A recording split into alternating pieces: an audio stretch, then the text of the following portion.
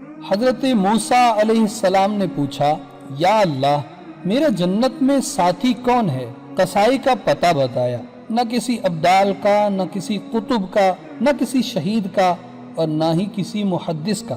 فرمایا کہ فلاں قصائی۔ حضرت موسیٰ علیہ السلام حیران ہو گئے، پھر اس قصائی کو دیکھنے چلے گئے۔ قصائی بازار میں بیٹھا گوشت بیچ رہا تھا۔ شام ڈھلی، اس نے دکان بند کی اور گوشت کا ٹکڑا تھیلے میں ڈالا اور گھر چل دیا۔ حضرت موسیٰ علیہ السلام بھی ساتھ ہو گئے۔ کہنے لگے، بھائی میں تیرے ساتھ چلنا چاہتا ہوں۔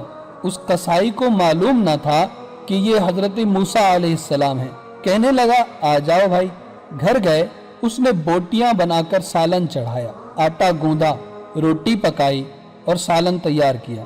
پھر ایک بڑھیا تھی، اسے اٹھا کر کندھے کا سہارا دیا، سیدھے ہاتھ سے لقمے بنا بنا کر اسے کھلائے، اس کا منہ صاف کیا اور پھر اس کو لٹا دیا۔ اسی دوران وہ بڑھیا کچھ بڑبڑائی بھی۔ حضرت موسیٰ علیہ السلام نے پوچھا، بھائی یہ کون ہے؟ اس نے کہا کہ میری ماں ہے، صبح کو اس کی ساری خدمت کر کے جاتا ہوں اور رات کو آ کر پہلے اس کی خدمت کرتا ہوں، اب اپنے بچوں کو دیکھوں گا۔